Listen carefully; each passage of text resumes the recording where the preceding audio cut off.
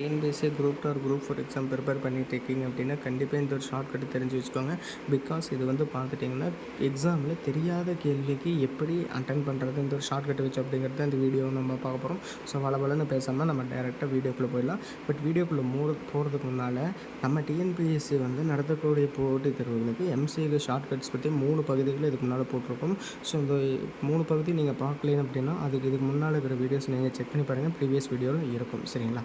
But இப்போ இப்படி விஷயம் என்னென்னா அந்த 3 இப்போ ஒரு கொஸ்டின் கொடுத்தா அந்த 3 ஆப்ஷன் அந்த 3 மெத்தட்ஸை நீங்கள் யூஸ் பண்ணி செக் பண்ணிட்டீங்க. ஆன்சர் கரெக்டாக வரலைன்னா கண்டிப்பாக இந்த 4வது ட்ரிக் வந்து உங்களுக்கு யூஸ்ஃபுல்லாக இருக்கும். ஸோ மறக்காமல் வீடியோ ஃபுல்லாக பாருங்கள். அண்ட் மெயினாக ஒன்று என்னென்னா இந்த ஆப்ஷன் இந்த மெத்தட் வந்து தெரியாத கேள்விக்கு மட்டுமே யூஸ் பண்ணுங்கள், சரிங்களா? நீங்கள் பதிலளிக்கக்கூடிய பதில்கள் அனைத்தும் சரியாக இருக்கும். அதாவது இந்த ஆப்ஷன் யூஸ் பண்ணி நான் கொடுக்குற மெத்தடை யூஸ் பண்ணி நீங்கள் வந்து ஆன்சர் பண்ணுறீங்க அப்படின்னா கரெக்டாக இருக்கும் அப்படின்னு நான் 100% சொல்ல மாட்டேன். எப்போவுமே 70 to 80% அது கரெக்டாக இருக்கும். ஸோ உங்களுக்கு சரியான ஆன்சர் தெரிஞ்சுன்னா அடிச்சுட்டு வந்துடுங்க. நான் சொன்னங்கிறதுக்காக சும்மா இருந்தாலும் சொல்கிறேன் அப்படின்னு சொல்லிட்டாங்க நீங்கள் அடிக்காதீங்க. உங்களுக்கு தெரிஞ்சு அடிச்சிடுங்க, தெரியலன்னா இந்த ஆப்ஷன் வச்சு அடிங்க. இப்போ சிகரெட் புகையில் உள்ள முதல்ல மாசு யாது, சரிங்களா? இங்கே பாருங்களேன், மெயினாக நோட் பண்ணுங்கள். கார்பன் சொல்லிட்டு ஃபஸ்ட்டு இதில் நிறைய கொடுத்துருக்காங்க. ஸோ அப்போது ஒரு ஆப்ஷனில் எது பெருசாக நிறைய டைம் வருதோ அதுதான் வந்து ஆன்சராக இருக்கும், சரிங்களா? ஆனால் இங்கே 3 கார்பன் இருக்குது, அதை விடுங்க. அப்போ செகண்ட் பாருங்கள், டை ஆக்சைடு, நிக்கோடின், பென்சின். இங்கே பார்த்தீங்களா, பென்சின் 2 தடவை வருது. அப்போது ஃபஸ்ட்டில் கார்பன் கரெக்டு, செகண்டில் பென்சின் கரெக்டுனா இதுதான் ஆன்சர், ஆப்ஷன் சி, சரிங்களா? அடுத்து கீழ்கண்டவற்றை பொறுத்துக, சரிங்களா? இதில் பார்த்தீங்கன்னா இப்போது பிடி நச்சுக்கள் இருக்குது. நச்சுக்கள்னு என்ன?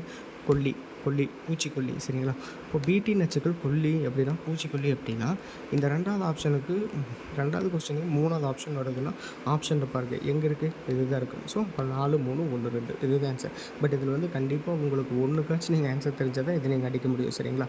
அடுத்து காலநிலை மாற்றம் கொடுத்த தேசிய செயல் திட்டத்தின் கீழ் செயல்படுத்தப்பட உள்ள முதல் பணி ஆகும் அப்படின்னு சொல்லிட்டு கொடுத்துட்டேன்னா இப்போ பாருங்களேன், இங்கே இருக்கிற கவர்மெண்ட் ஸ்கீமெல்லாம் பாருங்கள். இப்போ நீங்கள் வந்து ஒரு கவர்மெண்ட்டாக நீங்கள் உங்களை மாற்றிக்கோங்க. இங்கே பாருங்கள், சூரிய ஒளி நகரங்கள் திட்டம், தேசிய சூரிய ஒளி பணி, சூரிய ஒளி பச்சை கட்டிடம், சூரிய ஒளி நகரங்களின் வளர்ச்சி. இப்படி எவனாச்சும் கேனத்தனமாக வந்து ஆன்சர் ஸ்கீம் வந்து வைப்பாங்க ஒரு கவர்மெண்ட்லேருந்து. யோசிச்சு பாருங்கள், நகரங்கள் திட்டம், பச்சை கட்டிடம், நகரங்களின் வளர்ச்சி அப்படிலாம் கொடுக்க மாட்டாங்க. கவர்மெண்ட் இருந்தால் யோசிச்சு பார்த்தீங்கன்னா உங்களுக்கு இதுதான் ஆன்சராக இருக்கும். ஸோ இதுதான் ஆன்சரும் கூட, சரிங்களா?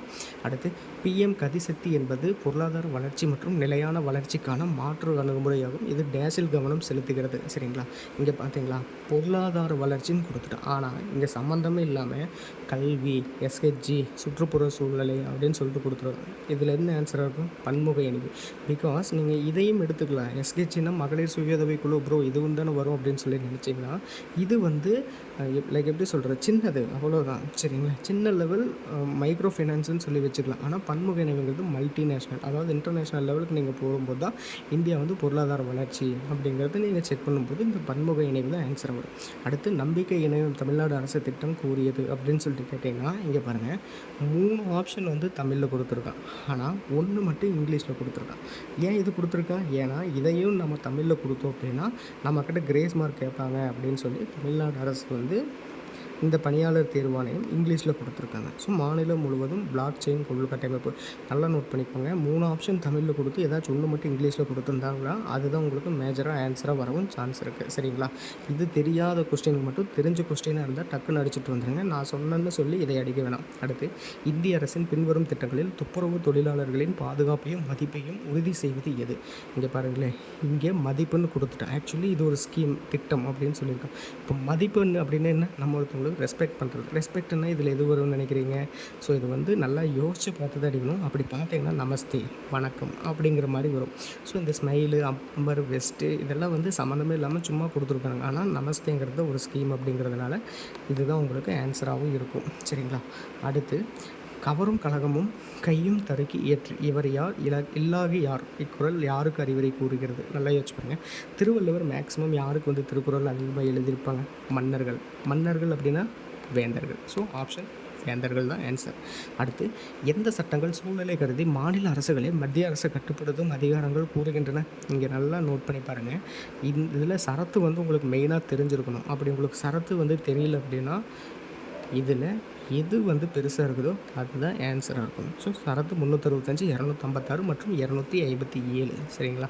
தமிழ்நாடு பஞ்சாயத்து சட்ட திருத்த மசோதா சட்டம் 2016 சிறப்பம்சம் அப்படின்னு சொல்லி கேட்குறாங்களா?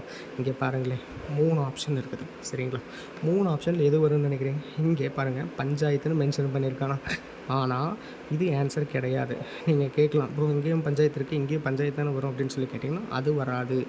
ஏன்னா மேக்ஸிமம் இது ஒரு ஷார்ட்கட்டாக நோட் பண்ணிக்கோங்க. இங்கே பார்த்தீங்கனாலே இங்கே மட்டும்தான் நம்பர் பேஸ் பண்ணி கொடுத்துருக்கேன். மெஜாரிட்டியாக ஒரு கொஸ்டினில் நம்பர் பேஸ் பண்ணி மட்டும் ஒரு ஆப்ஷன் கொடுத்துருந்தாங்கன்னா அதுதான் ஆன்சராக இருக்கும். ஸோ நீங்கள் ஈஸியாக டிக் பண்ணிட்டு வந்துடுங்க. இந்த மாதிரி 50 அப்படின்னு சொல்லிட்டு. அப்புறம் இந்த பஞ்சாயத்து வருது அப்படின்னா இது அடிக்கலாம். ஆனால் நம்பர் இருந்துச்சு அப்படின்னா அதுக்கு ஃபஸ்ட்டு ப்ரியாரிட்டி கொடுத்துருங்க. ஸோ இது வந்து ரொம்ப ரொம்ப இம்பார்ட்டண்ட். அது இதுக்கு கொஞ்சம் கான்செப்ட் தெரியணும். அப்போ தான் வந்து உங்களால் அடிக்க முடியும் ஆன்சர் கரெக்டாக. சரிங்களா?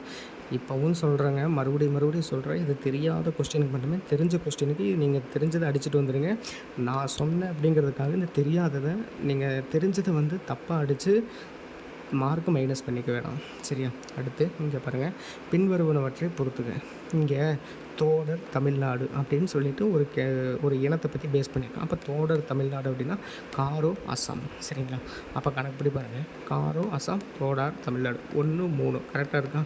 அப்போ ஆன்சர் 3 1 2 3 4. ஸோ இதுக்குமே வந்து பார்த்திங்கன்னா உங்களுக்கு கொஞ்சம் நாலேஜ் இருக்கணும். நாலேஜ் இருந்தால் இதை அடிச்சிடலாம். பட் அது இல்லை அப்படின்னா கொஞ்சம் கஷ்டம். சரிங்களா? ஸோ இதை பற்றி கொஞ்சம் தெரிஞ்சு வச்சுக்கோங்க. அடுத்து மூவலூர் ராமாமிர்தம் அம்மையார் கல்வி உதவித்தொகையாக பெற தகுதியான பயனாளிகள் சொல்லிக் கொடுத்துருக்கான். நான் இதுக்கு முன்னால் ஒரு வீடியோவில் சொல்லியிருப்பேன், எந்த ஆப்ஷன் வந்து பெருசாக இருக்கும் அதுதான் ஆன்சராக இருக்கணும். ஸோ அப்படி செக் பண்ணி பார்க்கும்போது இங்கே எது பெருசாக இருக்குது? இதுதான் பெருசாக இருக்குது. ஸோ ஆப்ஷன் சி இதுதான் ஆன்சரும் கூட. அப்புறம் இதுக்கடுத்து வந்து உங்களுக்கு ஒரு 4 கொஸ்டின் வந்து நான் கொடுத்துருக்கேன். இதை வந்து கொஞ்சம் நீங்கள் செக் பண்ணி அதுக்கான ஆன்சரையும் வந்து கொஞ்சம் நீங்கள் கரெக்டாக சொல்லிடுங்க. அண்ட் இந்த வீடியோக்கான பிடிஎஃப்பும் வந்து என்னோடய பயோவில் இருக்குது. செக் பண்ணி டவுன்லோட் பண்ணிக்கோங்க. இந்த பிடிஎஃப் வேணும் அப்படின்னு நினச்சிங்கன்னா எனக்கு டிஎம் பண்ணுங்கள். நானே உங்களுக்கு டேரெக்டாகவும் கூட அனுப்புகிறேன். சரிங்களா? அப்புறம் இது மாதிரி வந்து பார்த்திங்க அப்படின்னா நம்மக்கிட்ட நிறைய ஷார்ட்கட்ஸ் இருக்குது. அதெல்லாம் பார்க்கணுன்னு நினச்சிங்கன்னா கண்டிப்பாக என்னோடய பேஜுக்கு ஒரு சின்ன சப்போர்ட் பண்ணுங்கள். அண்ட் நம்ம பேஜ் வந்து கிட்டத்தட்ட 10,000 ஃபாலோவர்ஸை நம்ம அடித்ததுனால நம்ம வந்து இப்போ புதுசாக யூடியூப் சேனலும் வந்து ஓப்பன் பண்ணியிருக்கோம். அதோட பேர் avitnpsc.2026. இந்த பேஜுக்கு நீங்கள் சப்போர்ட் பண்ணுறீங்கன்னா மறக்காமல் யூடியூப் சேனலும் நீங்கள் சப்போர்ட் பண்ணுங்கள். இது உங்களுக்கு புரியல அப்படின்னா சொல்லுங்கள். எனக்கு இந்த மெத்தடு புரியல ப்ரோ, ரொம்ப கஷ்டமாக இருக்குன்னு சொன்னீங்கன்னா நான் வந்து லாங் வீடியோ யூடியூப்பில் அப்லோட் பண்ணுறேன். ஸோ நீங்கள் அதை பார்த்து வந்து தெரிஞ்சுக்கலாம். சரிங்களா? அப்புறம் வழக்கம் போல் அடுத்த வீடியோவில் பார்க்கலாம். பை.